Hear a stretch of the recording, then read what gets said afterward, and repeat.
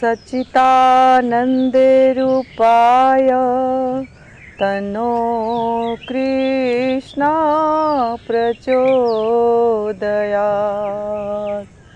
न जाने कौन से गुण से दया निधि रेज जाते हैं। न जाने कौन से गुण से कृपा निधि रेज जाते हैं।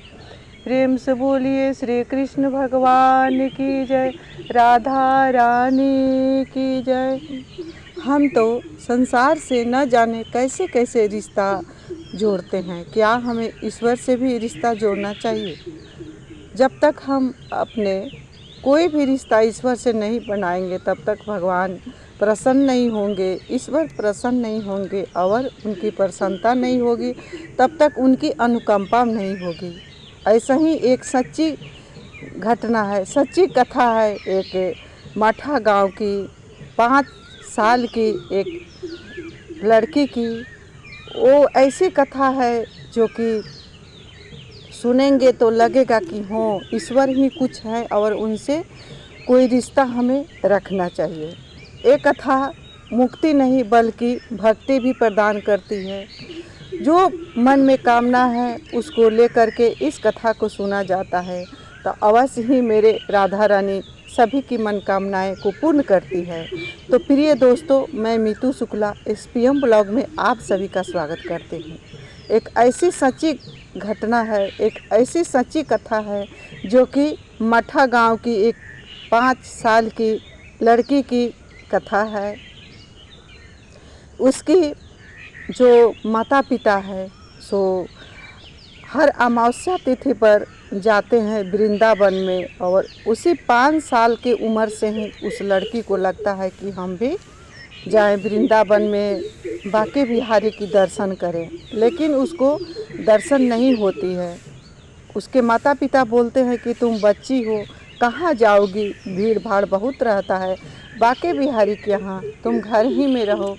लेकिन उस लड़की को लगता है कि मैं भी जाती और अपने बांके बिहारी का दर्शन करती। उसी समय से उसके मन में बांके बिहारी के प्रति ऐसा प्रेम उमड़ा, ऐसा भाव उमड़ा कि देखिए उसका कैसे उद्धार हो जाता है। तो प्रिय दोस्तों, इस कथा को बहुत प्रेम और सद्भाव से सच्चे मन से सुनिएगा, क्योंकि ये कथा बांके बिहारी की है और एक 5 साल की लड़की की कथा है जो कि सच्ची घटना पर आधारित है। ये कथा कोई बना बनाया नहीं है, तो इसको सुनिएगा, आधा अधूरा सुनने का गलती नहीं करिएगा और वीडियो अच्छा लगे तो लाइक भी करिएगा। तो चलिए ज़्यादा ना देर करते हुए इस कथा को मैं शुरू करती हूँ। बहुत शांत भाव से इस कथा को सुनिएगा। वृंदावन से थोड़े ही दूर पर एक मठा गांव था। बीच में यमुना मैया थी, इस पार में वृंदावन और उस गांव में एक मठा गांव है। उसमें एक पति पत्नी दंपति रहा करते थे। उनको एक बच्ची थी। बच्ची का उम्र था 5 साल का।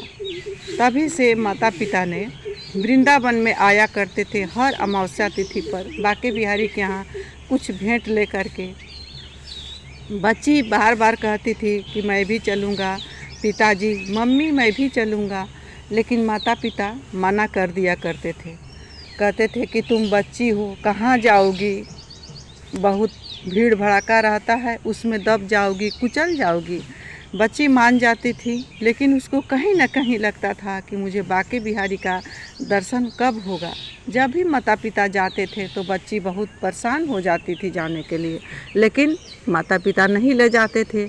धीरे धीरे बच्ची बड़ी हो गई, अब अवस्था जवान की हो गई।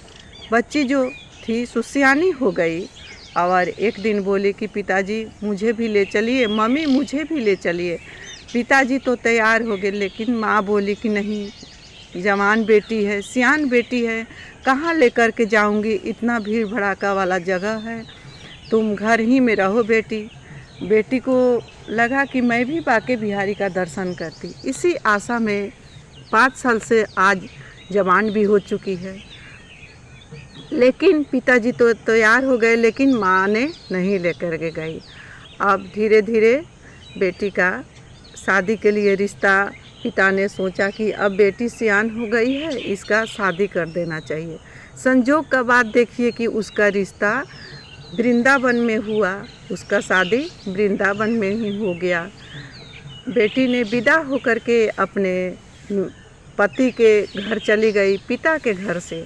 अब वहाँ पर गए हुए 6 दिन हो गया, लेकिन अभी भी सोच रही है कि मैं यहाँ पर आ गई, 6 दिन भी रह गई, लेकिन अभी भी मुझे बांके बिहारी का दर्शन नहीं हुआ वृंदावन में भी आकर के। अब जो लड़की थी उसका दुरागमन हो गया, फिर अपने चली गई अपने पिता के घर। 6 दिन रह करके वृंदावन में रही और उसके बाद चली गई अपने पिता के घर। वहाँ पर फिर कुछ दिन रही, उसके बाद उसका गौना हुआ। पति गया लेने पिता के घर, लेकर के वापस आया तो वहाँ नाव पर पार करना पड़ता है। नाव पार करने के बाद बीच में यमुना जी थी, उसको यमुना जी को पार करने के बाद पति ने बोला अपनी पत्नी से कि प्रिय, अब शाम का बेला हो गया, संध्या बंदन करने का समय हो गया, कहीं लेट ना हो जाए घर पहुँचते पहुँचते। वहीं पर यमुना जी के तीर पर अपना जो भी पेटी था, सो बक्सा था, वहाँ रख दिया और पत्नी को वहीं पर बैठा दिया और बोला कि आप बैठिए, मैं जा रहा हूँ गंगा जी में हाथ मुंह धो करके संध्या बंदन करने के बाद ही हम लोग घर के लिए चलेंगे। पत्नी ने बैठ गई, पति ने गया उधर संध्या बंदन करने लगा। पत्नी फिर सोच रही है कि क्या बांके बिहारी, आपके गांव में ही, आपके नगर में ही मेरा शादी हो गया, फिर आप दर्शन नहीं दे रहे हैं।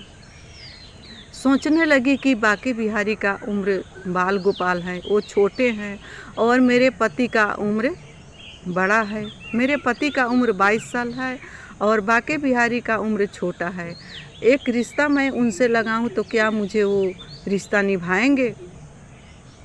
सोचते सोचते घूंघट करके बैठी थी, क्योंकि गांव की भोली भाली लड़की थी, बड़े से घूंघट में बैठी थी गंगा के किनारे, यमुना के किनारे, कि कोई मुझे देख न ले, मेरा चेहरा को कोई देख न ले, इतनी भोली थी। तो बांके बिहारी को सोचने लगी कि कुछ रिश्ता लगाएं उनसे। मेरे पति का उम्र तो बांके बिहारी से ज़्यादा है और उनका उम्र छोटा है, क्योंकि वो बाल गोपाल हैं। उनसे मैं एक रिश्ता देवर कर लगाती हूँ, क्या वो मुझे भाभी कहकर पुकारेंगे? इस तरह से घूंघट के अंदर सोच रही थी और रो रही थी कि किस रूप में दर्शन होगा। उसी समय कान में आवाज़ आया, भाभी भाभी।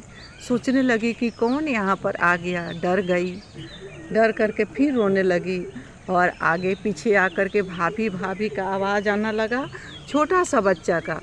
उसी समय वो लड़की थी, सो अपने घूंघट को और ज़्यादा कर ली, सोची कि ये मेरा कहीं मुख देख न ले। अब इतने में बांके बिहारी को लगता था कि वो बाल रूप में आए थे, रिश्ता निभाने आए थे। उनको लगता था कि मैं कैसे इसको देखूं, अपने भाभी को देखूं। अभी और घूंघट बड़े करते जा रही थी, क्योंकि गांव की बहुत भोली भाली सीधी सादी लड़की थी, कोई मन में छल परपंच नहीं था, कुछ नहीं जानती थी। अब बांके बिहारी ने ज़बरदस्ती घूंघट उठाया और दर्शन किया भाभी का, और दर्शन करने के बाद वहीं अंतर ध्यान हो गए। इधर जब पति ने संध्या बंदन करके आया तो देखा कि पत्नी रो रही है। पूछा कि क्या कारण है, क्यों रो रही हो? पति को लगा कि अपने माता पिता के लिए रो रही है, माता पिता का घर छोड़ कर के आई है, इसीलिए रो रही है। उसने पूछा कि क्यों रो रही हो, क्या कारण है? बहुत पूछने के बाद पत्नी ने बताया कि एक छोटा सा लड़का आया था और मेरा घूंघट उठा करके मेरा मुंह देख लिया। पति को लगा कि कोई गांव का ही होगा। उसने समझाया कि तो क्या हो गया, देख लिया तुम्हारा मुख तो क्या हुआ, कोई बात नहीं है। और रोने लगी कि ज़बरदस्ती मेरा घूंघट उठाया और मेरा मुख देख लिया, कहीं ऐसा भी होता है? पति को लगा कि ठीक है, चलो तुम बताना कौन है, उसका खैर नहीं है, उसको मैं नहीं छोड़ूंगा। फिर पत्नी मान गई, अपने घर गई। वहाँ जाने के बाद जब ही दुआरी पर गई तो वहाँ पर सास ससुर आए और बोले, लड़के के माता पिता ने बोले कि हे बेटा, शाम का बेला है, अभी तक तुम वृंदावन नहीं गए हो, बाके बिहारी का दर्शन करके आओ, तभी घर में आना। जाओ, सबसे पहले अपने बाके बिहारी का दर्शन कर लो, उसके बाद घर में आना। पति पत्नी ने फिर वापस गया और बाके बिहारी का दर्शन किया। 100 साल 1.5 साल पहले बाके बिहारी में औरत का लाइन जो रहता था सो सबसे आगे रहता था और जेंट्स का लाइन पीछे रहता था। अब तो उस तरह नहीं होता है, लेकिन पहले इस तरह होता था। आगे लाइन में पत्नी ने खड़ी हो गई और पीछे लाइन में पति खड़ा था। उसी तरह घूंघट किए खड़ी थी भोली भाली गांव की औरत। तो पति ने आकर के अपने लाइन से आकर के बोला कि घूंघट उठा लो, किसका दर्शन करने आई हो? बाके बिहारी का दर्शन करने आई हो, घूंघट उठा लो तभी तो दर्शन होगा। इधर बाके बिहारी का पर्दा लगता और हटता, लेकिन लड़की को दर्शन नहीं हो रहा था। जैसे पति ने बोला कि घूंघट हटाओ, फिर बाके बिहारी का पर्दा हटा। जैसे पर्दा हटा, वही सा रूप छोटा सा जो यमुना के किनारे पर दर्शन दिए थे, भाभी भाभी कहकर पुकारे थे, वही सा रूप छोटा सा नन्हा सा वहीं सामने उस लड़की के आया और उसका दर्शन हो गया। जैसे दर्शन हुआ, वो अपने पति को चिल्लाने लगी कि कहाँ हो जी, आइए आइए, सुनिए, देखिए, इनको देखिए, ये छोटा सा रूप देखिए, इन्हीं ने मेरा घूंघट उठाया था। इस तरह करके चिल्लाने लगी, क्योंकि वो बहुत भोली भाली थी। पति ने आया और देखा बाके बिहारी का दर्शन, फिर पर्दा हटा और पत्नी ने बताई कि यही वो रूप है जो यमुना के किनारे पर मुझे दर्शन दिए थे, यही वे बाल रूप है, भाभी भाभी कहकर मुझे पुकारे थे। उसी समय बाके बिहारी को प्रणाम किया पति ने और अपने पत्नी के पैर पर भी गिर पड़ा कि हे प्रिय, आज तुमने जो मैं इतना दिन से संध्या बंदन करता था सो दर्शन नहीं हुआ, सो आज तुमने मुझे इस झांकी का दर्शन कराया और साक्षात दोनों पति पत्नी का दर्शन हुआ, उसी रूप का जो गंगा के किनारे दर्शन हुआ था और भाभी भाभी कह करके पुकारे थे बाके बिहारी ने। उसके बाद पति पत्नी ने दर्शन दिए, दोनों आनंद पूर्वक अपने फिर घर में आए। यहाँ पर आकर के अपने सास ससुर को सारी घटनाएं बताई। सास ससुर ने जो बहू थी उसको बहुत आदर स्वागत करते थे और राधे के रूप में देखते थे अपने बहू को, और जो पति था वो भी बहुत प्यार करने लगा अपने पत्नी को और वो कृष्ण के दीवानी हो गई और देवर रूप में कृष्ण को पूजने लगी और पुकारने लगी। हर दिन कृष्ण आते और पूजा में दर्शन दे करके भाभी कह करके जाते थे। उसका जीवन धन हो गया। बहू को आते आते घर में कोई चीज़ का कहीं कमी नहीं था, सब कुछ भर गया। इतना होने के बाद कुछ दिन के बाद बहू फिर गर्भवती हुई, गर्भ से सुंदर पुत्र पैदा हुआ और बहुत आनंद पूर्वक अपना जीवन विहार करने लगे। बहुत काल तक जीने के बाद अंत में श्री कृष्ण के चरणों में पति पत्नी को वास मिला। तो प्रिय दोस्तों, ये कथा सच्ची घटना पर आधारित है। इस कथा को भी जो भी कोई सुनता है सच्चे मन से, उसको भी कृष्ण को उसी तरह झांकी का दर्शन होता है। कहीं न कहीं अगर सच्चे मन से इस कथा को सुन लिया जाए तो कृष्ण अवश्य ही दर्शन देते हैं और हमें कृष्ण से एक रिश्ता अवश्य ही बनाना चाहिए। जो भी रिश्ता का अभाव है आपके जीवन में, वही रिश्ता कृष्ण से बनाना चाहिए। चाहे आपके जीवन में कोई भी रिश्ता हो, भाई का हो, दोस्त का हो, पति का हो, जो भी रिश्ता हो, वो रिश्ता को कृष्ण से ही बनाना चाहिए और वो रिश्ता दुनिया निभाए ना निभाए, कृष्ण अवश्य ही निभाते हैं और नैया पार लगाते हैं। तो इसी के साथ मैं अपने वाणी को कृष्ण भगवान श्री राधा रानी के चरणों में विराम दे रही हूँ। मिलती हूँ अगले वीडियो में, तब तक के लिए इतना ही। प्रेम से बोलिए बाके बिहारी लाल की जय, राधा रानी सरकार।